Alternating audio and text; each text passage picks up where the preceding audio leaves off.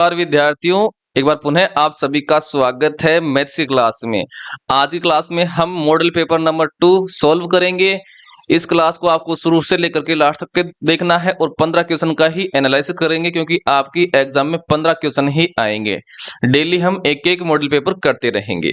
तो मैं आज के पहले क्वेश्चन से स्टार्ट कर लेता हूँ। पहला क्वेश्चन है, दो संख्याओं का योग 46 है तथा उनका अंतर 14 है, बड़ी संख्या क्या है। देखिए, जब हमें बड़ी संख्या निकालनी होती है तो योग में, योग कितना है 46, उसमें अंतर जोड़ेंगे। कितना है अंतर 14, कितना आया है, ये आ गया है 60। अब इस 60 में क्या कर देंगे, 2 का भाग दे देंगे तो कितना आ गया है 30। तो ये आ गई हमारे पास, क्या आ गई है, बड़ी संख्या आ गई है। तो ऑप्शन नंबर 2 हमारा क्या हो गया है, आंसर हो गया है। आई होप आपको ये समझ में आ गया होगा। ठीक है, अगला क्वेश्चन देखिए। अगला क्वेश्चन आपके सामने, दो संख्याओं का योग उनके अंतर का दुगना है, यदि छोटी संख्या 10 हो तो बड़ी संख्या क्या होगी। तो मैं एक संख्या तो x मान लेता हूं, एक संख्या y। अब क्या बोल रहा है, अंतर, तो अंतर कर लो, x माइनस वाई। अंतर कुछ भी मान सकते हो, मैं एक मान लेता हूं, कर लिया। अब बोल रहा है योग, तो x प्लस, योग पूछ रहा है तो प्लस कर देंगे। और क्या बोला है, अंतर का दो गुना है, अंतर हमने एक माना है तो इस एक को 2 से गुणा कर दो तो 2 कर दिया है। अब इनको जोड़ लेंगे तो देखिए y से y कट गया है, x और x कितना हो गया है 2x, और बराबर 2 और 1 3। 2 का भाग 3 में देंगे तो आ जाएगा 1.5। क्या जाएगा 1.5। तो x का मान हमारे पास 1.5 आया है। और देखिए x और प्लस y दोनों का योग 2 था तो y कितना हो जाएगा, तो इस 2 में से 1.5 घटा देंगे x का मान, तो हमारे पास क्या जाएगा 0.5 किसका मान आ जाएगा, y का मान। अब क्या निकालें हम, x अनुपात y कर लेंगे। x का तो आया है 1.5 और y का कितना आया है 0.5। देखिए पॉइंट से पॉइंट कट जाएगा, क्यों, पॉइंट के बाद में एक डिजिट है दोनों तरफ। 5 के पहाड़ी से 3 बार और 5 के पहाड़ी से 1 बार। ठीक है, हमें क्या दे रखा है, छोटी संख्या। 3 और 1 में छोटी संख्या कौन है, 1। अर्थात 1 का मान क्वेश्चन में हमें दिया है छोटी संख्या 10, तो 10 दिया है। 1 को किससे गुणा करूं ताकि 10 आ जाए, तो यहां पर 10 से गुणा किया है। तो इस तरफ भी इस 3 को 10 से गुणा कर दो ताकि बड़ी संख्या आ जाएगी, तो गुणा कर दो तो कितना आ गया 30। तो बड़ी संख्या क्या आ गई है, 30 आ गई है, जो कि ऑप्शन नंबर 2 हमारा हो गया है आंसर। अगला क्वेश्चन देखिए।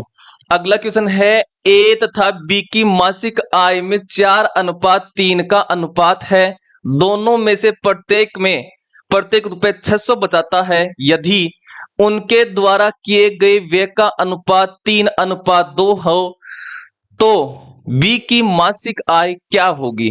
देखिए ए है और बी है, इनका अनुपात कितना है, आय का अनुपात 4:3 है। कितना है 4:3।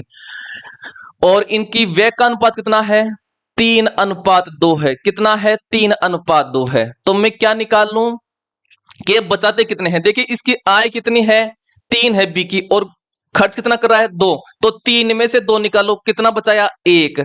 और यहां पर भी देखिए ए है, ये 4 कमाता है और 3 खर्च कर देता है, यहां पर कितना बचा रहा है 1। 4 में से 3 निकाल देंगे तो 1। और 1 का मान हमें दिया है दोनों का, कितना 600 रुपए दिया है। हमें क्या पूछा है, बी की मासिक आय। बी की आय कितनी है 3, तो 3 का मान निकालेंगे तो 3 बराबर क्या हो जाएगा 600।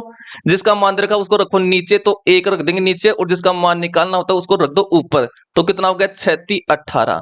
तो बी की आय हो गई है 1800, जो कि ऑप्शन नंबर 3 हमारा हो गया है आंसर। अगला क्वेश्चन देखिए। अगला क्वेश्चन हमारे सामने, यदि हम एक शिक्षक को छोड़ दें तो 40 छात्रों और एक शिक्षक की कक्षा की औसत आयु 0.5 कम हो जाती है, यदि प्रारंभिक औसत आयु 18 वर्ष है तो शिक्षक की आयु क्या है। तो हमें शिक्षक की आयु निकालनी है। देखिए प्रारंभ में जो 40 छात्र थे उनमें शिक्षक भी शामिल था 40 में, तो सबकी आयु, औसत का मतलब होता है सब बराबर है, 18 वर्ष थी सब में। तो देखिए शिक्षक की आयु भी 18 थी। ठीक है, जब शिक्षक बाहर आया तो अपना 18 लेकर के आ गया है।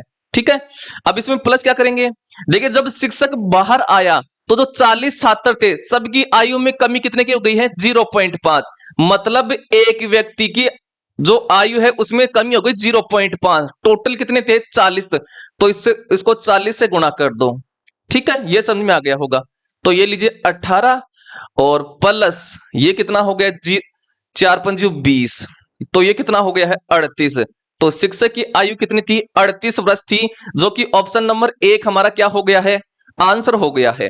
अगला क्वेश्चन देखिए, अगला क्वेश्चन है, एक ताजा फल में 80% पानी और एक सूखे फल में 10% पानी है। 72 किलोग्राम ताजा फल से कितना किलोग्राम सूखा फल प्राप्त होगा? देखिए यहां पर बदल कौन रहा है? पानी बदल रहा है। तो हमें जो मटेरियल है, जो पदार्थ है, उसको बराबर कर लेंगे। ठीक है, तो अगर देखें पानी, ताजा फल में पानी 80% है, तो जो पीछे माल बच गया उसमें वो कितना है? 20%। तो हमें वो जो माल है उसको बराबर करना है, क्योंकि वो नहीं बदल रहा है। तो प्रारंभ में 72 किलोग्राम था ताजा फल, तो 72 किलोग्राम, और इसमें माल कितना है? तो 80%। अगर पानी है, टोटल होता है 100%, तो पीछे बच गया 20%, तो 20/100। और बाद वाला क्या कर लेंगे? माल बराबर कर देंगे। बाद वाले सूखे फल में कितना था? पानी 10 है, तो माल कितना बच गया है? मटेरियल 90% बच गया है। तो बाद वाला किलोग्राम टोटल x मान लेंगे, और कितना माल था? 90 और बटे में 100, क्योंकि प्रतिशत का साइन हटाएंगे तो बटे में 100 आ जाएगा।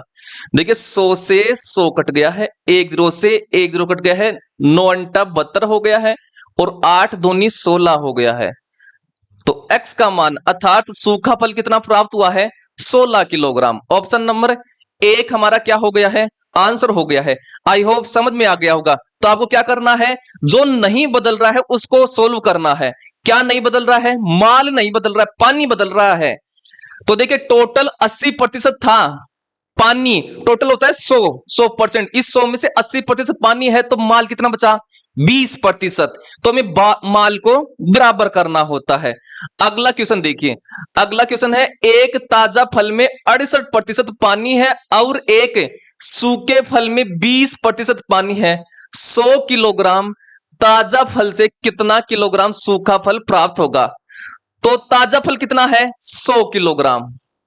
अब इस 100 किलोग्राम में पानी कितना प्रतिशत है? 68%। तो माल कितना बचा? तो माल बचा आपका 32%, क्योंकि हमें माल को बराबर करना है, क्योंकि माल नहीं बदल रहा है। तो 32 और परसेंटेज का साइन हटाते ही बटे में 100, और बराबर करेंगे क्योंकि दोनों तरफ का माल बराबर कर रहे हैं हम। अब बाद में जो सूखा फल है वो नहीं दे रखा, तो उसको x मान लो, और उस सूखे फल में पानी कितना है? 20%। तो माल कितना हो गया है? टोटल होता है 100%, उसमें 20 हो गया है आपका पानी, तो 80% क्या हो गया है? माल। तो 80 बटे में 100। देखिए 100 से 100 कट गया है, 1 0 से 1 0 कट गया है, 8 का भाग जरा है 4 बार, और 4 को 10 से गुना करेंगे तो 40 किलोग्राम आ गया है। तो x का मान आ गया 40 किलोग्राम। तो 40 किलोग्राम सूखा फल प्राप्त होगा। ऑप्शन नंबर 3 हमारा क्या हो गया है? आंसर हो गया है। अगला क्वेश्चन देखिए, अगला क्वेश्चन है, एक ताजा फल में 80% पानी और एक सूखे फल में 10% पानी है। यदि सूखे फल की मात्रा 250 किलोग्राम है, तो ताजा फल की मात्रा कितनी है? देखिए ताजा फल की मात्रा हम नहीं दे रखी है, तो उसको x मान लो, जो नहीं देता उसको x मानना है।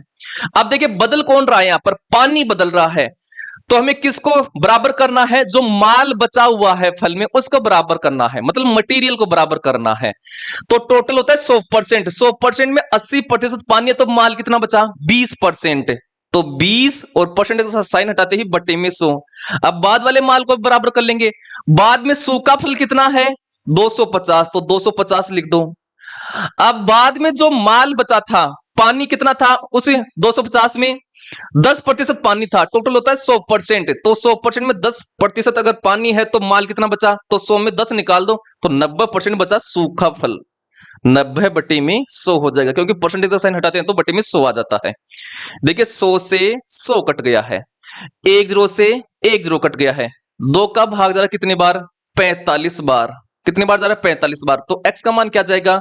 तो 25 को 45 से गुणा करो, तो 25 पंच 125, हासिल क्यों गए 12, और 25 चौक 100, 100 और 12 112। तो 1125 किलोग्राम सूखा आपका सॉरी ताजा फल होगा वो। ठीक है, ऑप्शन नंबर 3 हमारा हो गया है आंसर।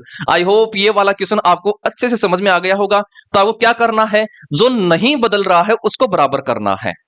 ठीक है, तो माल नहीं बदल रहा है यहां पर।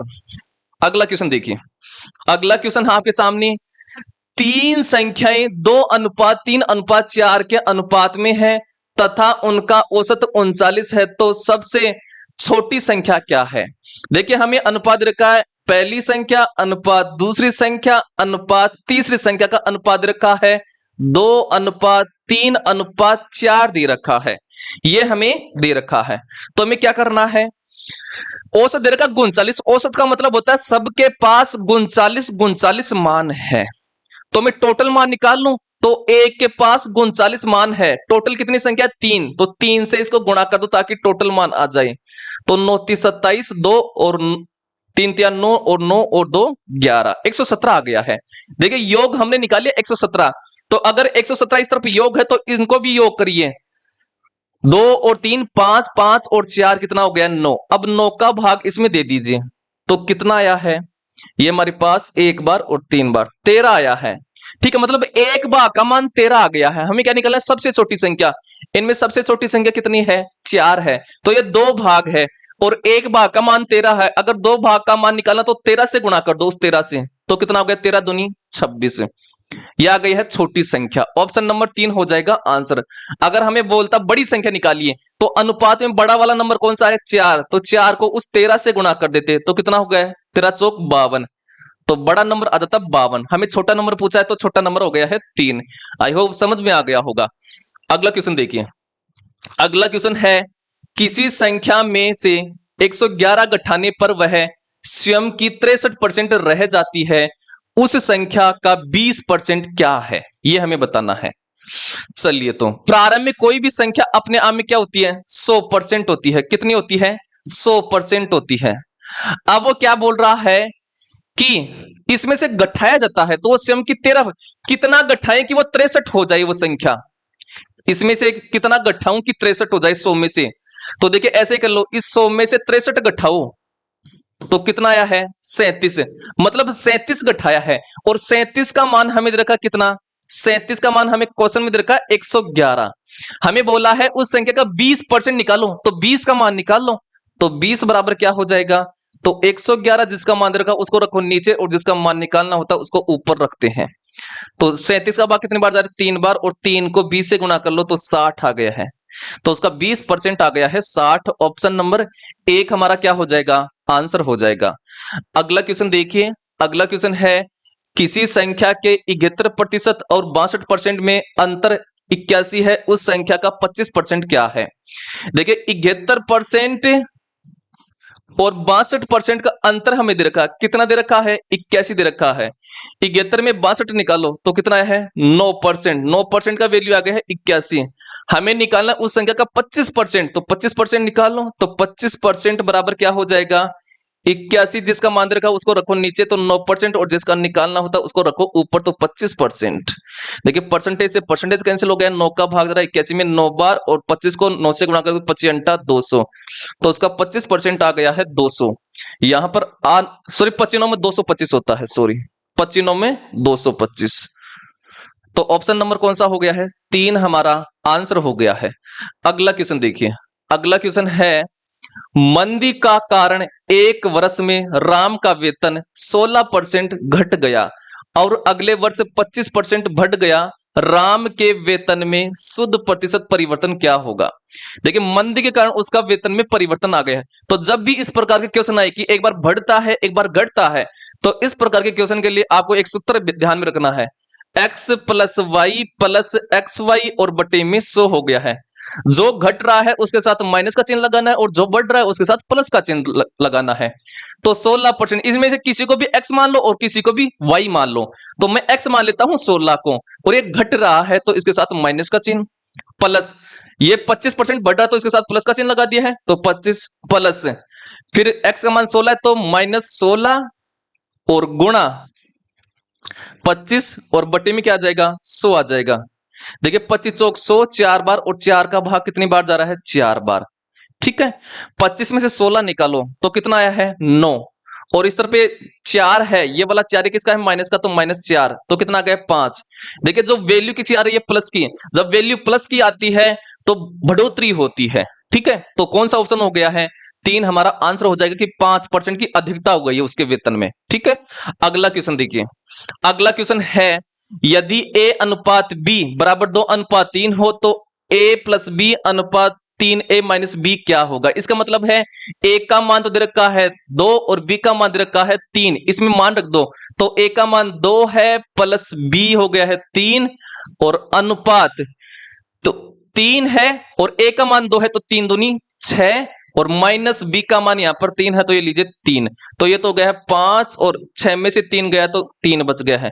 तो 5:3 आ गया है जो कि ऑप्शन नंबर सी हो गया है आंसर। अगला क्वेश्चन देखिए। अगला क्वेश्चन है, तीन संख्याओं का योग 196 है। यदि पहली संख्या और दूसरी संख्या का अनुपात 2:3 है और दूसरी संख्या और तीसरी संख्या का अनुपात 5:8 है तो पहली संख्या ज्ञात कीजिए। देखिए हमें पहली संख्या अनुपात दूसरी संख्या का अनुपात कितना दे रखा है? ये दे रखा है 2:3 है। अब हमें दे रखा है दूसरी संख्या, तो दूसरी संख्या अनुपात तीसरी संख्या का अनुपात हमें दे रखा है 5:8। देखिए जो कॉमन होता है, कॉमन यहां पर क्या है? 2 है, तो इसको ऐसे क्रॉस में रखना होता है तभी अनुपात सही आएगा। यह बात आपको ध्यान में रखनी है।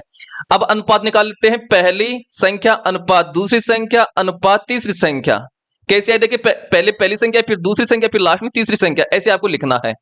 पहली संख्या को निकाले तो 5 को 2 से गुणा करो, 5 दूनी 10 अनुपात 5 को 3 से गुणा करो, 5 3 15 और 8 को 3 से गुणा करो, 8 3 24 आ गया है। ठीक है, तीनों संख्याओं का योग हमें रखा 196। तो इस तरफ योग है तो इन संख्या को भी जोड़िए, 10 25 और 54, तो ये कितना हो गया? 49। और 49 का भाग दीजिए इस 196 में, तो कितना आएगा हमारे पास? 4 बार गया है भाग। ठीक है, हमें क्या निकालना है? पहली संख्या। पहली संख्या यहां पर कौन सी है? 10। तो इस 10 को जो ये 4 आया इससे गुणा कर दो तो कितना हो गया है? 40 आ गया है। तो पहली संख्या आ गई है 40, ऑप्शन नंबर सी हो गया है आंसर। अगला क्वेश्चन देखिए। अगला क्वेश्चन है, दो संख्याओं के औसत और उनमें से एक संख्या का अनुपात 2:3 है। बड़ी संख्या और छोटी संख्या का अनुपात क्या होगा? यह हमें बताना है। आइए बात कर लेते हैं इसके बारे में।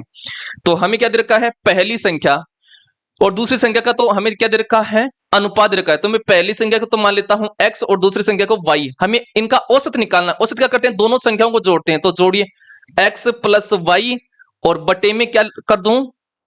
2, क्योंकि दो संख्या है, ऐसे औसत निकालते हैं। और हमें दे रखा, देखिए इस 2 को तो मान लेता हूं 2a और इस 3 को मान लेता हूं 3a। ठीक है, तो औसत दे रखा है 2a, तो ये कर दो 2a, ये हो गया है। तो x प्लस वाई, ये 2 इस तरफ इससे गुणा हो जाएगा तो क्या हो गया है? 4a आ गया है। क्या आ गया है? 4a आ गया है। अब हमें दे रखा है क्या? एक संख्या दे रखी है, इनमें से कोई सी भी संख्या मान लो। मान लीजिए पहली संख्या का मान दे रखा है 3a। ठीक है, अब इस x का मान इस समीकरण में रख देंगे, इसमें तो रख दो। तो 3a प्लस वाई बराबर कितना हो गया है? 4a। कितना हो गया? 4a। तो y बराबर कितना हो गया? तो ये 3 इस तरफ जाएगा तो माइनस का हो जाएगा, तो 4 में से 3 निकालो तो a ही बच गया। क्या बच गया? a। तो क्या कर देंगे? y बटे a को बटे में ले आएंगे तो a, देखिए a के पास कौन बैठा है? a दिख नहीं रहा है वो, और नीचे भी a का जाएगा। ये बात आपको समझ में आ गई होगी। ठीक है, चलिए तो x का मान क्या आ गया हमारे पास? देखिए y का तो मान आ गया है क्या? 1। x का मान निकाल लूं तो 3a था, तो गुणा कर दो इसको। 3 और a का मान आ गया 1। देखिए 1 आ गया तो कितना आ गया? 3। हमें क्या निकालना है? हमें निकालना है बड़ी संख्या। तो बड़ी संख्या कौन है? किसका मान ज्यादा है? x का मान है फिर y का? x का मान ज्यादा है तो x रखिए अनुपात y।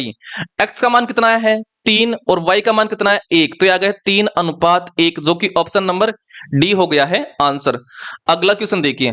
अगला क्वेश्चन है, यदि a अनुपात 6 बराबर b अनुपात 7 बराबर c अनुपात 8 हो तो इसका मान निकालना है। इसका मतलब यह है कि a का मान 6 है, b का मान 7 है और c का मान 8 है। यह आपको पता होना चाहिए इस प्रकार का जब देता है तो। ठीक, अब ये मान रख दें तो रख दो। तो a का मान 6 तो 6 को 2 से गुणा करो 12, प्लस b का मान 7 है, 7 को 3 से गुणा करो 7 3 21, माइनस c का मान 8 है तो 8 बटे b का मान हमारे पास 7 है और प्लस c का मान 8 है। अब इनको कर लो तो 33 और -8 और 7 और 8 15 हो गया है। तो ये कितना हो गया है 8 निकालो तो 25 आ गया ऊपर बटे 15, 5 के पार्टिशन हो रहा है 5/3 आ गया है, जो कि ऑप्शन नंबर बी हमारा क्या हो गया है आंसर हो गया है। आई होप आपको ये वाले क्वेश्चन अच्छे से समझ में आ गए होंगे और लगातार आपको क्लास लेनी है, डेली डेली एक मॉडल पेपर हल करेंगे। टोटल 21 मॉडल पेपर हम हल करेंगे, इससे बाहर कोई भी क्वेश्चन आपका नहीं जाएगा, वादा है भाई साहब हमारा ये। ठीक है, जब एग्जाम हो जाएगी तब हम आपको दिखाएंगे, देखिए ये ऐसा कैसा आया हुआ है, मतलब आपका नंबर ही चेंज करेगा, संख्या चेंज करेगा, आपका तरीका यही रहेगा। ठीक है, आज के लिए इतना ही। अगर आपको हमारा वीडियो अच्छा लगा है तो वीडियो को लाइक कीजिए, शेयर कीजिए